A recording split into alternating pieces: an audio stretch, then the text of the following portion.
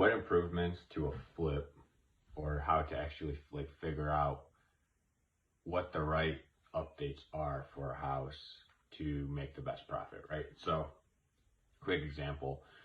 I guess I could give you two examples. So, for a 100K house, right? Starter home, obviously in my market in Michigan, starter homes are different in every state. But let's say a kitchen cabinets, right? A kitchen, all together. If the cabinets are nice and they're in good shape, and the countertops are nice, they're in good shape and not falling apart, and obviously most the old cabinets are like nice solid oak cabinets, you can just resurface the counter or the cabinets and reglaze the countertops, right?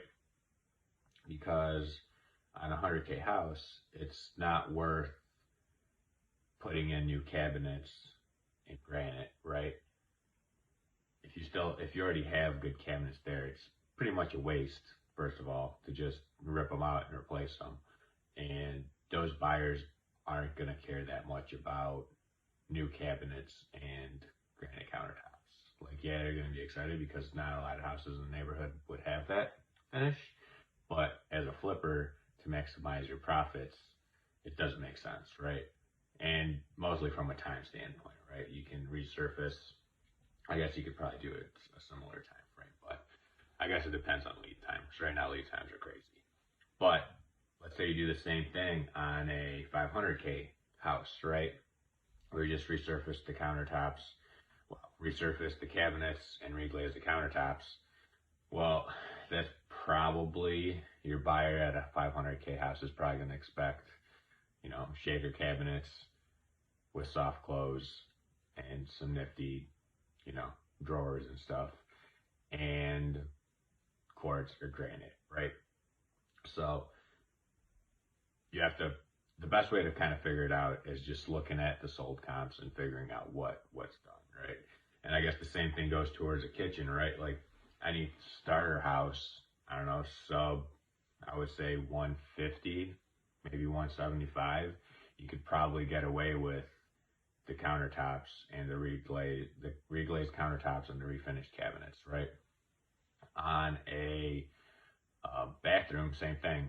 In that same price range, you could probably get away with reglazing the tub, reglazing the surround, and reglazing the walls, depending on how much tile there are, right? Depending on the age of the house, sometimes the surround covers the whole bathroom, essentially, right? So you could just reglaze all that, and those little subway tiles are actually like in style now, and they actually look really nice. You can do like white or gray, or do some cool trim. They can do really cool stuff when they reglaze stuff. So that's probably one of the most important things, I would say, because a lot of people, mostly starting off, they get super excited and they're like, all right, we're going to tear this out and we're going to tear out the bathroom. And I'm not saying you're not going to get a good product, but for a starter house, essentially,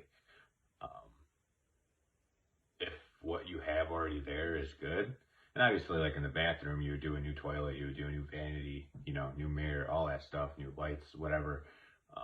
But redoing the tile and a new bathtub and all that stuff, and obviously in the bathrooms, a pro trip, I'm kind of deviating, but when we reglaze bathrooms, a lot of the old bathrooms, they have like the 3-handle deal, right? So you got like your bathtub, you got the faucet for the bathtub, and then you got the shower head, and it's got like the 2 hot and cold, and then the center for like the diverter, right?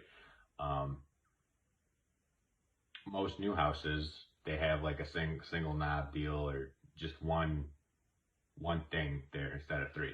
So what we do is we pretty much pop out those tiles, right? Because it's going to get reglazed. Just have a single hole, so you only have like one little handle, one little knob, whatever it ends up being, right? And get rid of the 3 handles, and that makes it look way better, I think. So that's a